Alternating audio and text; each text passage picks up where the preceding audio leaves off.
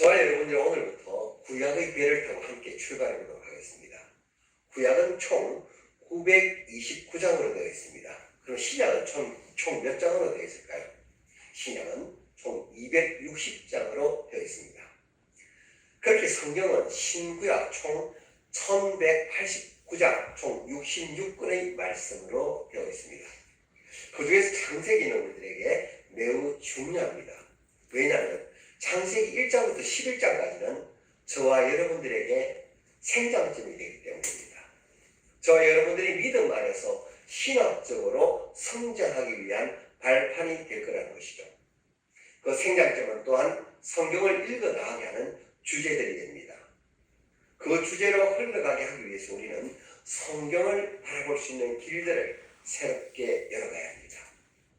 그런데 수많은 생장점 중에 가장 많은 생장점이 모여있는 부분이 어디냐면 바로 창세기 1장부터 11장까지입니다. 창세기 1장부터 11장까지는 창조, 그리고 인류 일반 역사가 시작됩니다. 창조가 일단락되는 곳이 있는데 그곳이 에덴입니다. 이 지역을 중심으로 해서 인류 초기 문명이 흘러가게 됩니다. 우리는 학교에서 이 문명을 유프라테스 강과 티그리스 강 주변의 메소포타미아 문명이라고 배웠습니다. 성경은 정확하게 어떻게 사람이 생겼으며 창조주는 왜 사람을 만들었으며 그래서 사람은 어떤 스타일로 살아가야 하며 목적은 무엇인지 근본적인 주제를 창세기에서 말해주고 있습니다. 그러니까 창세기 1장부터 11장까지 살펴보는데 시간이 제일 많이 들어갑니다. 그러니 앞으로 왜 매주일마다 창세기만 설교하고 있나 진노는 안 나가고 그러지 마시기 바랍니다. 하나님은 우리의 영혼에 깊은 관심이 있으십니다. 우리가 믿음으로 영생을 얻어 하나님의 나라에 들어가기를 바라십니다. 그 하나님은 우리의 영혼 문제뿐만이 아니라 그분이 이 온 우주의 통치자가 맞으시다면 과연 우리라는 존재와 인간 존재의 터전인 물질 세계의 시작점도 하나님으로부터인지 우리는 궁금해지지 않을 수가 없습니다. 다 만들어지고 나서 하나님이 사람을 만드신 건지 또는 사람이 어떻게 만들어졌는지 또한 하나님은 무조건 구원이라는 개념을 불러들이신 것인지 하지만 결코 그것은 아니라는 겁니다. 하나님은 우리들 영혼에만 관심이 있으신 것이 아니라 우리가 살아가고 있는 이 땅에서 필요되는 물질 세계의 거는 물질 세계에 필요한 법칙까지 모든 것의 시작점이 하나님이라는 걸 우리는 배워야 된다는 겁니다. 앞으로 우리는 성경을 살펴보면서 자연과학 측면에서의 하나님을 알게 될 겁니다. 구약의 시작은 구원, 믿음 이런 말로 성경이 시작되고 있지 않습니다. 우리가 살아갈 존재의 터전을 만드는 사건부터 시작하고 있습니다. 뿐만 아니라 더불어 살아가는 것이 하나님이 원하시는 관계 법칙입니다. 그런데 더불어 살아가는 데 있어서도 우리에게는 어떤 법칙들이 있다는 것이죠. 사회과학 법칙이라는 것이 있습니다. 그 중에서 인문학이라는 것이 뭐냐면 사람과 사람 사이에 필요한 법칙, 그런 문제를 연구하는 학문이란 말이죠.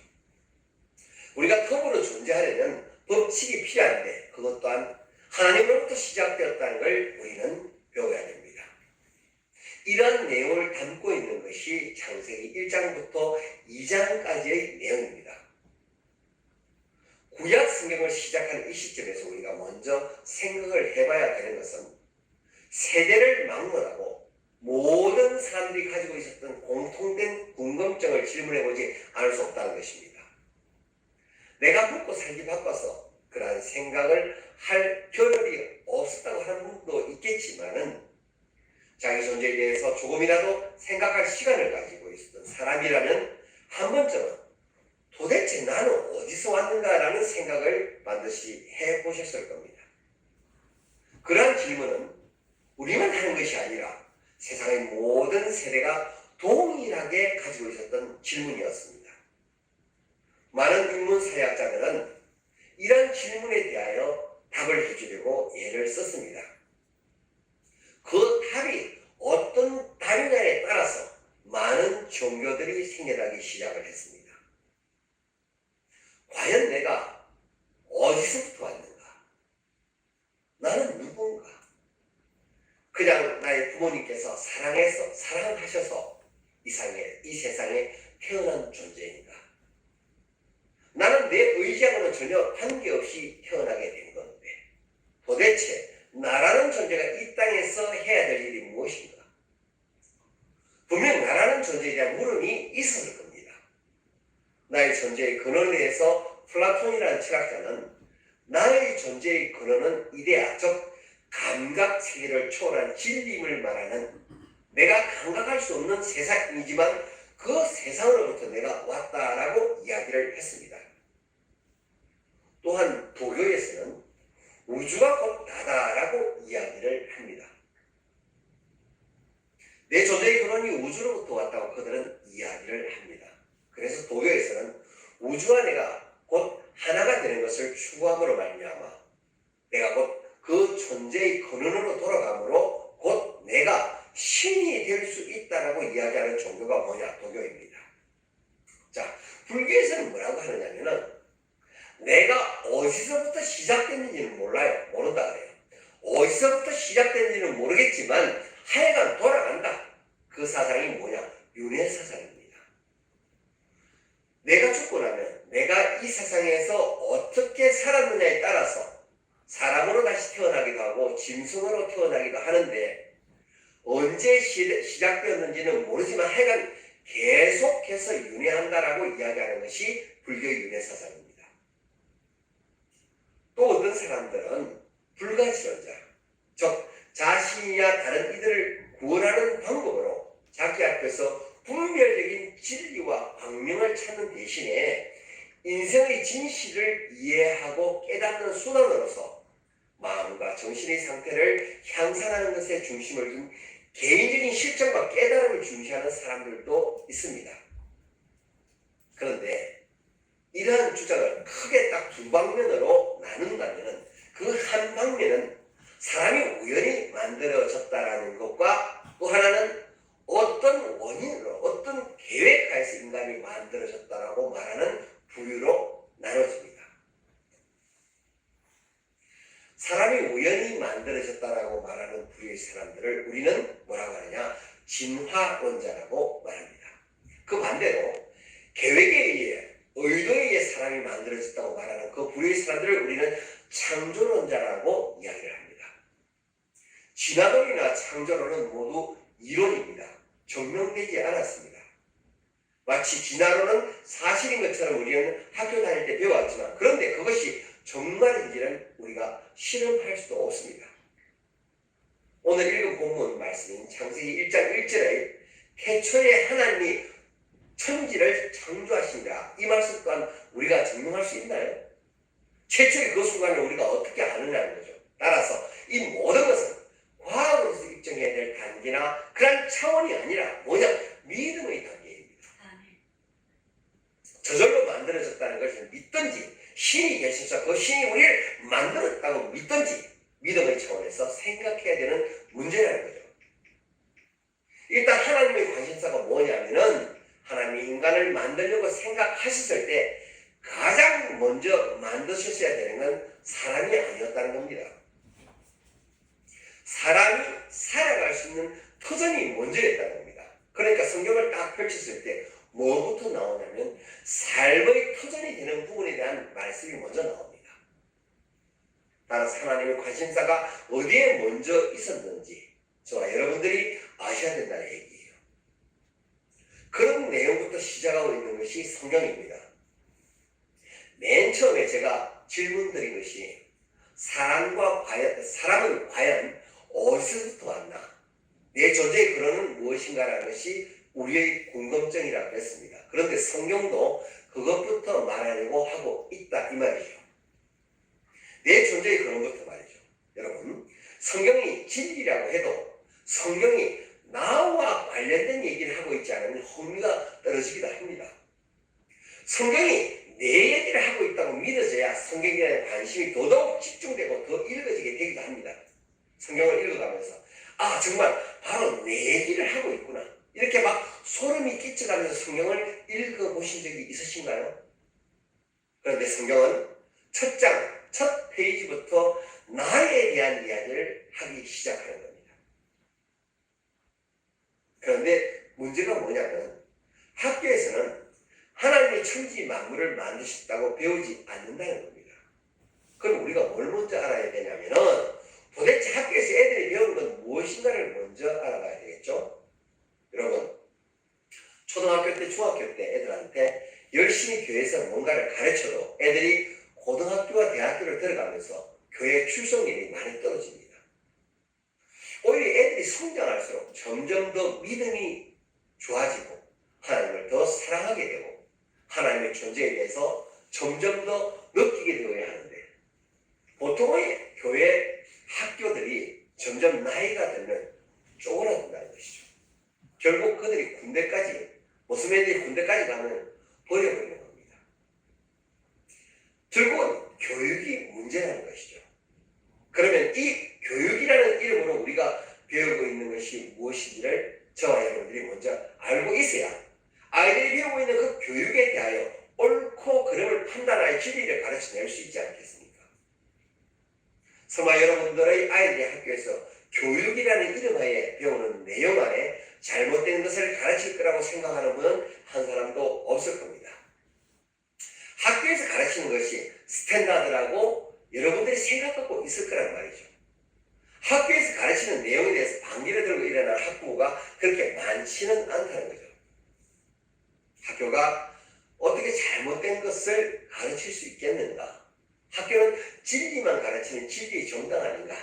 전당이 아닌가? 그런데 그것이 교육이라는 허울을 쓰고 있기 때문에 우리가 감히 범접을 못하고 있어서 그렇지 우리가 그 실체를 알고 나면 정말 아이들을 중고등학교 가기 전에 제대로 가르쳐놔야 되는 생각을 여러분들이 반드시 하시게 될 겁니다. 진화론은요 이론에 불과한 것인데 그것이 사실로서 증명된 것처럼 배우고 있단 말이에요. 그러니까 애들이 헷갈리는 겁니다. 교회와 학교의 메시지가 다르니까요. 이성이 좀 발달했다 그러면은 과학을 믿는 것이죠. 자기들의 뿌리에 대한 궁금증을 풀기 위해서 과학이라는 이름으로 진화론을 배우게 되는 겁니다. 진화론에서 뭐라고 나오느냐? 빅뱅이라는 사건이 나오는데 아무것도 없는 데서부터 생명체가 하나 생겨나더니만 그게 점점 진화를 거듭해서 인격적인 사람으로까지 진화했다라고 보는 것이 진화론을 설명하는 과학입니다. 그런데 이런 것들에 대해서 전혀 배워본 바가 없는 아이들은 그냥 공부할 수밖에 없습니다. 왜? 시험을 쳐서 시험 성적은 맞아야 될 거 아니에요. 애들 입장에서 빵점 맞으면 되지 않잖아요. 우리가 배우는 창조와 진화를 우리가 비교해 봐야 되는데 진화가 뭐가 잘못된지를 우리가 알고 있어야 된다는 것이죠. 즉, 진화가 뭐가 잘못된지 정확한 사실을 우리가 알고 있자는 겁니다. 우리와 우리 아이들이 학교에서 배우게 되는 우리들의 존재, 근원에 대해서 학교에서 어떻게 배우고 있나를 살펴보자는 겁니다. 그게 뭐냐면 빅뱅 이론이라는 겁니다. 자, 빅뱅 이론이 뭐냐면은 아무것도 없는 데서 무기물 물체한 덩어리가 만들어졌다는 겁니다. 초고온, 초고밀도였던 물질 한 덩어리가 나타나는데 그것이 빵 하고 터졌다는 겁니다. 빅뱅 이론은 그게 터졌다는 얘기예요. 이렇게 해서 그때부터 수많은 입자들이 퍼져나가면서 초고온, 초고밀도였던 그 물질들이 점점 식어져 가면서 뭘 만들었냐면 행성별, 즉 별들을, 은하계를 만들기 시작했다는 겁니다. 그런데 중요한 건 그것이 지금도 여전히 퍼져나가고 있다고 가르치고 있습니다. 그걸 뭐라고 하느냐? 우주 배경 복사 이론이라고 합니다. 약 150, 200억 년 전에 일어난 대폭발 이후에 우주는 팽창을 하면서 식어서 태초의 폭발 흔적은 미세한 전자기파 형태로 남아 현재의 우주를 채우고 있다는 이론입니다. 이것이 빅뱅 이론입니다. 이 이론은 모든 물질과 에너지 그리고 시공간 약 137억 년 전에 한 시점에서 폭발적으로 팽창을 하였고 시작되었다고 설명을 합니다. 빅뱅 이후 1초 동안 우주의 크기는 20억 곱하기 10억 킬로미터로 팽창했다고 아직도 팽창을 계속하고 있다는 이론입니다. 그 다음 이론이 뭐냐? 생명 자연 발생 이론입니다. 여러분, 자연이라는 말은 무엇입니까? 한자의 뜻을 풀이하자면 스스로 자자에 글을 연자예요. 스스로 글을 하라는 겁니다. 그래서 옛날에는 우리가 국어, 산수, 사회, 자연 이렇게 배웠었는데 오늘날은 그 자연을 과학이라고 배우잖아요. 여기서 자연이라는 말 자체가 저절로 만들어졌다는 말이 자연이라는 말이에요. 뭐가 저절로 만들어지냐면은 아까 그 만들어졌던 원초 물질 덩어리 하나에서 유기물 덩어리가 하나 만들어졌다는 겁니다. 유기물은 뭐냐면요, 바로 생명체예요. 단세포 같은 생명 덩어리 하나가 만들어졌다는 겁니다.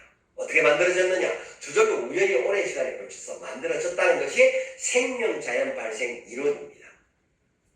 이런 생명자연 발생 이론은 누가 얘기했냐면 오파린이라는 사람이 말을 했습니다.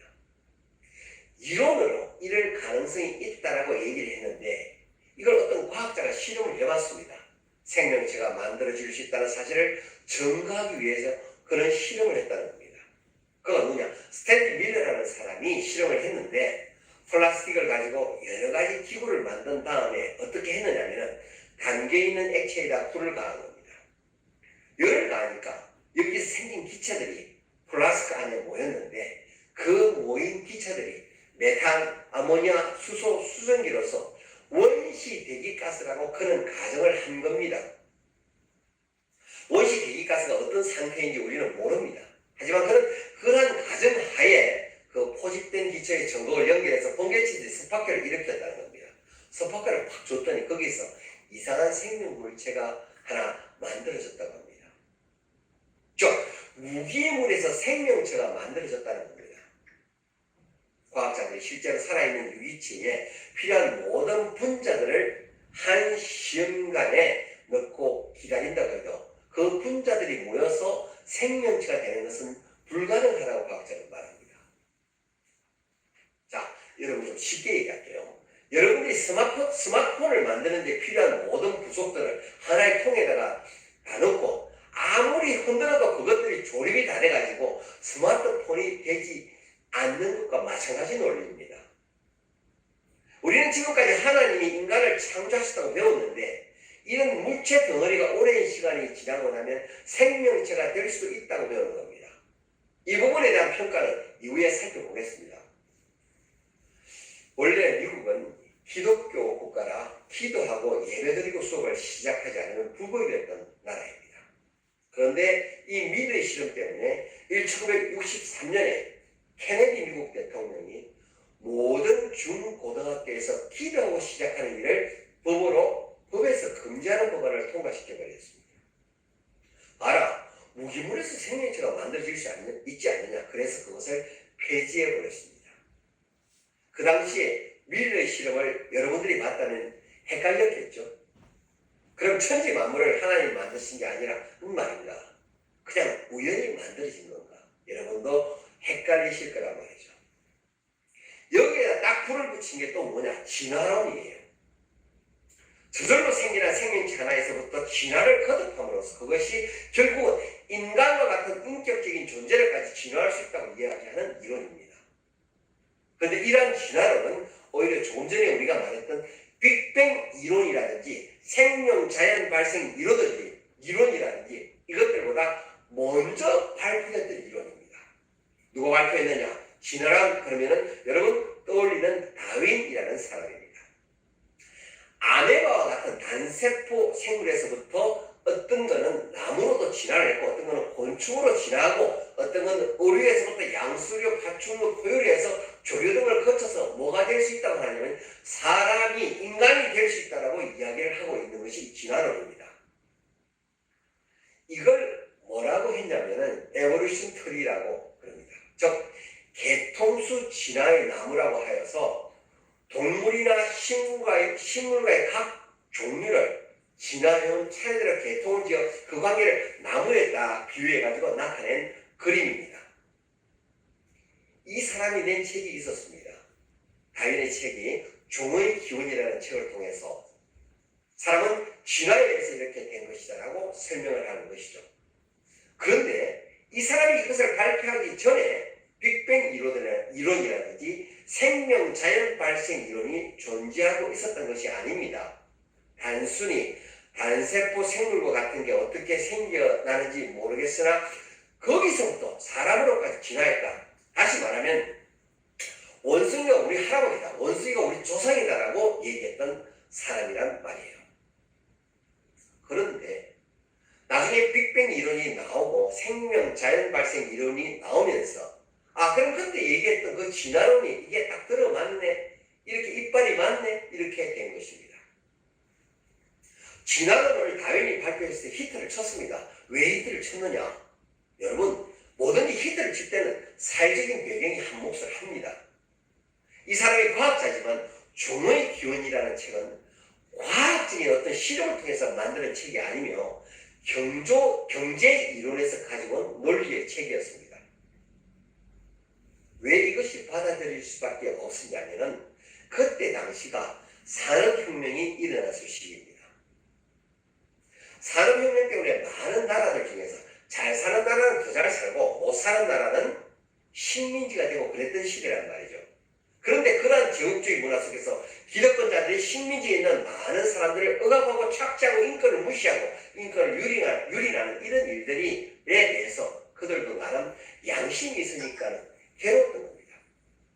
우리가 이렇게 하는 일에 대해서 우리를 합리화해주고 합법화해줄 수 있는 이론이 있으면 참 좋겠다 할 때 딱 이러한 이론이 발표가 된 겁니다. 이 사람이 말하는 진화는 어떻게 발생하느냐, 어떻게 해서 사람까지 발생하느냐 하면은 하등한 동물에서부터 돌연변이라든지 자연적인 선택이라든지 약육 강식이라든지 이런 일들이 계속해서 반복이 되면서 그것에 차곡차곡 쌓여지면서 강한 자가 살아남는, 강한 유전자가 살아남으로 말미암아 결국은 인간으로까지 진화될 수 있다고 얘기를 한 거거든요. 그것이 자연의 순리라고 이야기를 한 거예요. 그런데 그 제국주의 사람들이 자기들의 양심을 합법해 줄 만한 그런 논리를 찾고 있을 때 바로 이 사람이 발표했던 자기들의 양심을 만족해 줄 수 있었던 것입니다. 즉 우리가 너희들을 억압하고 착취하고 괴롭히는 것은 자연의 순리다. 종의 기원 얘기하는 거 들어봐라. 강한 자가 약한 자를 누르고 강한 자가 살아남는 게 자연 순리라 그러지 않느냐? 진화론이라고 얘기하지 않냐? 그것이 자연의 이치고 법칙이다. 약육 강식은 자연의 이치다. 그것 때문에 이 종의 기분이 히트를 쳤다 이 말이죠. 여러분들이 삶이 힘드시고 바쁘시고 그렇다 해도 적어도 내가 뭔가를 판단할 수 있는 능력이 있는 이성적인 인간이라는 여러분들은 그러한 내용을 들을 때 질문을 해와야 되는 것들이 당연히 있습니다. 우리가 만약 과학자에 대해서 잘못 알고 있는 것들 때문에 여러분들이 그런 질문을 못하고 있다는 말이죠. 과학자들이 그런 걸 발표를 했기 때문에 우리가 섣불리 그것이 잘못됐을 거라고 우리는 의심조차 하지 않습니다. 그런데 우리가 과학자에 대해서 알고 있는 잘못된 믿음이 뭐냐면요, 과학자들은 편견이 없다고 생각을 해요. 객관적인 논리를 가지고 좌로나 우로나 치우치지 않는 정말 객관적인 사실에 근거한 것만 자기들이 이야기한다고 우리는 알고 있고 그들도 그렇게 얘기를 합니다. 그러나 과학자들도 다분히 편견적인 사람들이 상당히 많습니다. 또한 과학자들에 대해서 우리의 생각이 객관적일 거라고 생각하지만 사실은 그들도 굉장히 주관적입니다. 과학자가 말한 것이 반드시 확실하다는 확실한가라는 겁니다.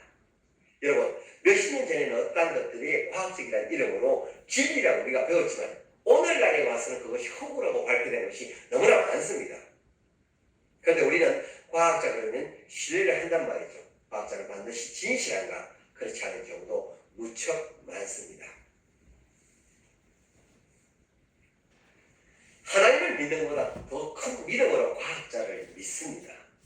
그게 문제라는 겁니다. 그럼 여러분들이 이런 질문을 스스로에게 해봐야 됩니다.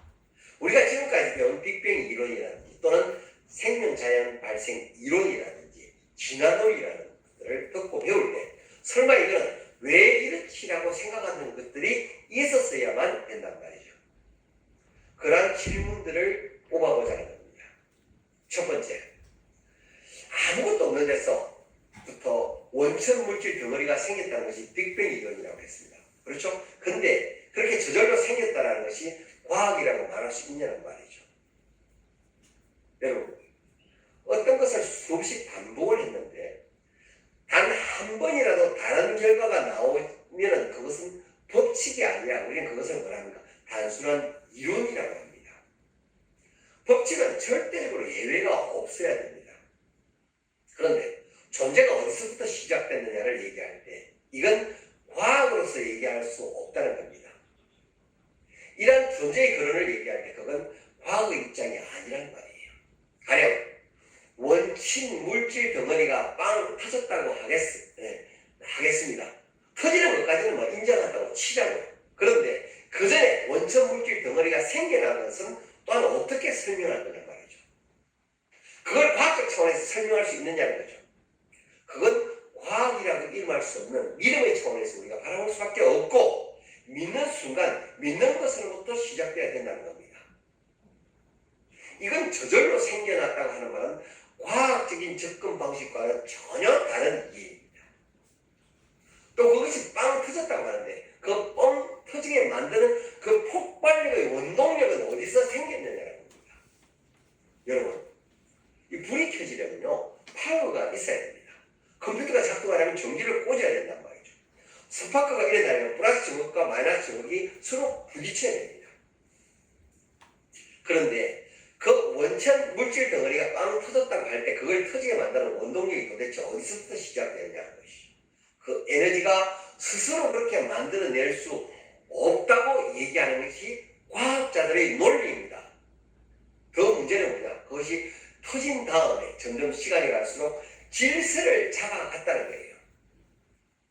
질서를 잡아가다니 오늘날 같이 서로 행성과 행성이 부딪히지 않게 자기 궤도를 따라 돌고 있는 상태로 안정화됐다는 거죠. 뻥 터졌다는 것은 뭐가 되는 거냐면 무질서 상태가 되는 거거든요. 그런데 그 무질서 상태가 시간이 지나면서 점점 질서 상태가 되더라는 겁니다. 우리는 그것을 과학적이라고 말할 수 있냐 이겁니다. 그럼 지구를 포함하여 이 모든 행성들이 떠있게끔 하나님은 어디서 왔냐 이겁니다.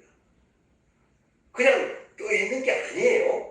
중력이 필요하고 자기력도 필요하고 양력이라는 것도 필요하고 하여간 많은 힘이 어우러져가 이 모든 별, 즉 행성들이 우주 공간에 떠있게 존재하게 만드는 거거든요. 그럼 그러한 힘들은 어디서 왔냐 이 말입니다. 설명할 수 없습니다. 우리가 법칙을 좀 배워야 되는데 조금 전에 법칙이라는 말은 이론하는 반대로 예외가 없어야 된다고 제가 말씀드렸습니다. 과학자들이 말하면 변함없는 법칙이 있습니다. 그게 뭐냐면은 에너지 보존 법칙입니다. 우리 많이 공부했을 겁니다. 이과 다니는 학생들. 이 법칙은 에너지 형태가 바뀌는 경우 외부의 영향을 완전히 차단하면 물리적 변화, 화학적 변화에 관계없이 전체의 그 에너지량은 항상 일정하며 무에서 에너지를 창조할 수 없다는 물리학의 근본 원리입니다. 그런데 조금 전에 말씀드렸던 빅뱅 이론이라는 것은 원천 물질 덩어리가 어떤 에너지에서 뻥 터졌다 이 말이에요. 근데 그 에너지가 저절로 생겼다고 얘기를 합니다. 그런데 과학자들이 말하는 에너지 보존 법칙에 과학자들이 말하는 빅뱅 이론이 위배된다 이 말이죠. 또 하나 원천 물질 덩어리에서부터 생명체 하나가 생겼다고 치자고요.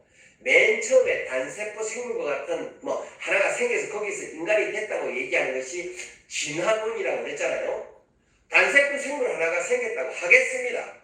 지구 등록번호 1번이 생물체가 하나 생긴 겁니다. 그것이 유기물이에요. 그럼 그 유기물은 뭘 먹고 살았겠냐 이 말이에요. 그것이 유기체이기 때문에 생명이 있었던 것을 먹어야 생명을 가지게 살게 되어 있는 겁니다. 그럼 맨 처음에 만들어진 유기체, 맨 처음에 만들어진 생명체, 그 생물체, 생명체는 뭐가 있어야 돼요?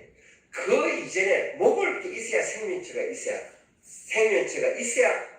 그것이 살아날 거 아니에요. 그런데 그것이 걔가 지구 등록번호 생명체 1번인데 뭘 먹고 살았겠냐 이 말이에요. 그런데 그런 생명체가 저절로 자라났다고 합니다. 그런데 중요한 것은 그렇게 저절로 우연히 발생해서 진화한 생명체 종류가 150만 종이에요. 이런 150만 종에 이르는 모든 생명체로까지 이렇게 진화되어 가는 것이 과연 이게 과학적이라고 말할 수 있는가라는 겁니다. 여러분, 지질 계통도라는 표를 보시면 각 시대별 나이와 그 시대의 명칭이 나옵니다. 오늘부터 6,500만 년 전까지를 신생대라고 얘기를 합니다. 또한 2억 4,500만 년 전까지를 중생대라고 얘기를 해요. 그 다음에 5억 4,500만 년 전까지를 고생대라고 얘기를 합니다. 그런데 각각 자기들이 말하는 그 계층마다 그 시대마다 그 시대를 대표하는 표준 화석이 있다는 겁니다. 즉 화석에서 발견된 것을 가지고 얘는 중생대 화석이다, 얘는 고생대 화석이다, 얘는 신생대 화석이다라고 얘기를 그들이 합니다. 진화론자들에게 그 공룡 화석이 중생된 걸 어떻게 압니까? 라고 그들에게 질문하면 그것은 중생대 지질에서 발견됐기 때문에 중생대 화석이라고 그들은 그렇게 말합니다. 그러면 그들에게 반대로 이 지질이 중생대 지질인 일을 어떻게 압니까? 라고 질문하면 그것은 거꾸로 중생대 표준 화석이 그곳에 발견됐기 때문에 중생대 지질이라고 그들은 말합니다. 여러분 이게 말이 안 되죠. 이런 걸 뭐라고 하냐면 순환 논리라고 이야기를 합니다. 무슨 돌이라든지 화석 이런지 그것들이 얼마나 오래됐는지를 측정하는 연대 측정법이 굉장히 많아요. 대표적으로 탄소, 동위원소 분석법 등이 있습니다. 그런데 그런 종류마다 측정을 한다고 해서 정확한 수치가 나오지가 않습니다. 여러 가지 수치가 다양하게 그 속에서 나옵니다. 그럼에도 불구하고 이 표에 근거해서 발견된 생명체가 어느 것과 비슷한 것을 맞춰가서 이거 얘랑 비슷해, 얘 고생될 거야, 이렇게 그냥 결정을 내어버린다는 거죠. 진화론자들이 드러내는 것은 화석이라는 증거물이란 말이죠. 우리가 증명해낼 길이 없잖아요. 과학자들이 이걸 학교에서 가르칠 때 아이들이 무슨 논리를 가지고 선생님께 질문을 하겠냐 이 말이죠. 아는 게 있어야죠. 궁금은 해도 이상해도 알 수가 없단 말이죠. 세상에서 우리가 받아들여야 되는 이론 중에 뭐가 잘못된 건지 여러분들이 알고 있어야 여러분들이 제대로 아이들에게 가르칠 거라는 겁니다. 교사를 하시거나 교사를 하시기를 또 작정하신 분이라면 그 자세히 여러분 공부하셔야 됩니다. 중생대 화석을 공룡이라고 얘기를 한다면은 중생대에 살았던 동물 생명체는 더 이상 신생대에서는 나오지 말아야 돼요. 그렇죠? 중생대에서만 나와야 되겠죠. 만날 수 없어야만 그 화석이 그 시대의 표준 화석이 되는 겁니다.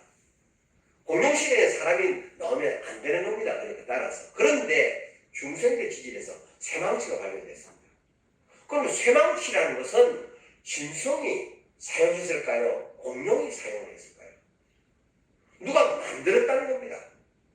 이것은 사람이 은조각을 끼워 넣은 흔적이 있습니다. 그럼 이건 사람이 만들었다니까. 사람이 살던 시대에만 한단 말이에요. 그런데 얘네들이 말하는 그 지질은 어디 거냐? 중생대 지질이다 이 말이죠. 앞뒤가 말이 안 맞습니다.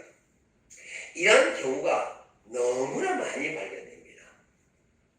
자, 우리가 노아 할아버지가 방주를 만졌을 때가 구석기일까요? 신석기일까요? 아니면 청동기인가요? 아니면 철기일까요? 인류에게서 노아 할아버지는 거의 초기 인류죠.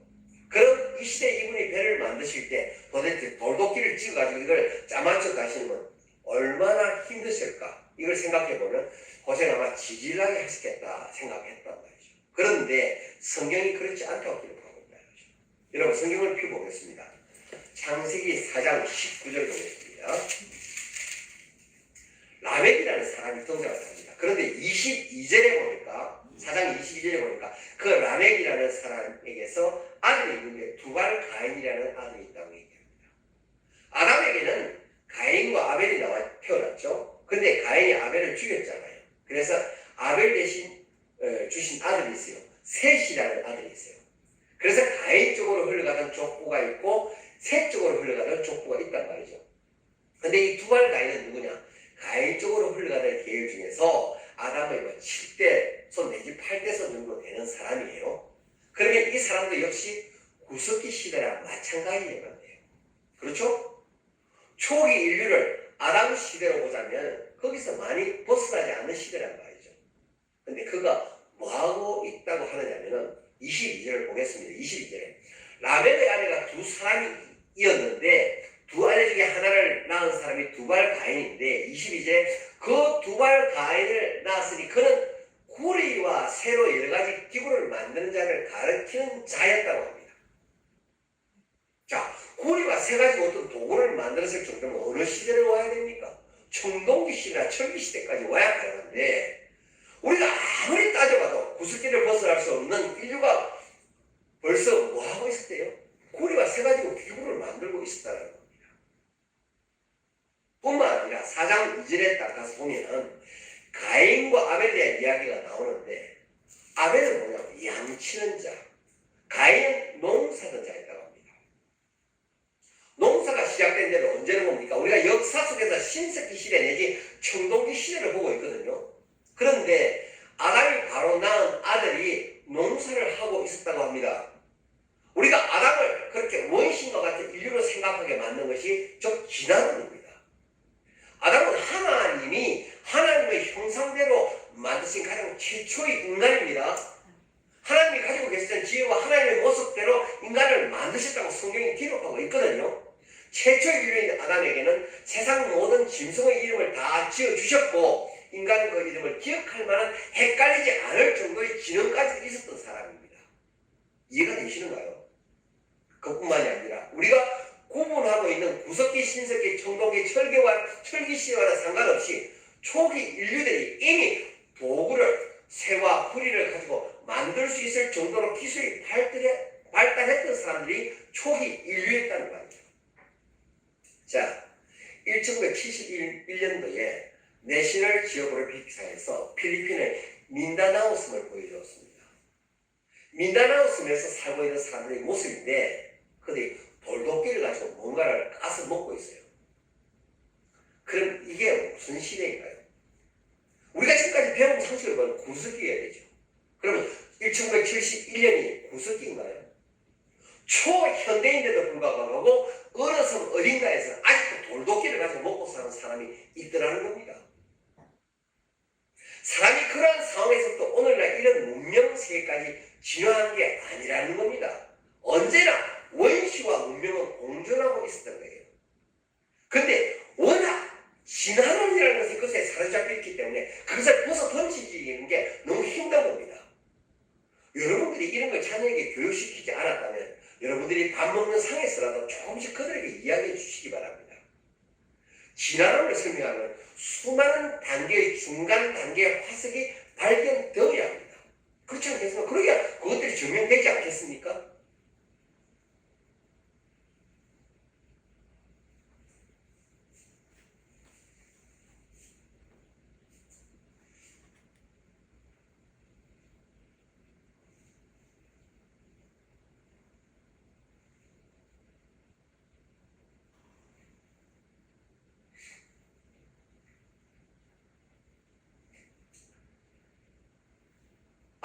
이것은 여기서부터 여기로 진화가 되었구나 라고 얘기할 수 있어야 하는 건 아닌가요?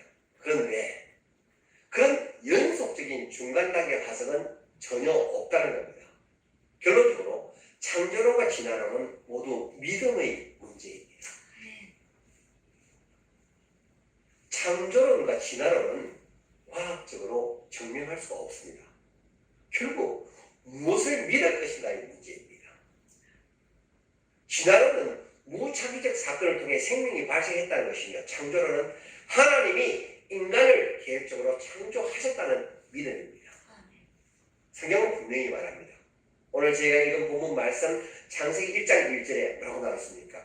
태초에 하나님이 천지를 창조하시니라. 아멘. 우리 존재는 우연한 결과가 아니라 하나님의 계획 속에서 창조된 것입니다. 과거의 이름으로 진화론을 절대적 진리로 받아들이지 말고 성경이 말하는 창조의 진리를 깊이 묵상해야 할 것입니다. 주에는 진화론주의자들이 주장하는 진화에 대한 문제점들을 함께 살펴보도록 하겠습니다.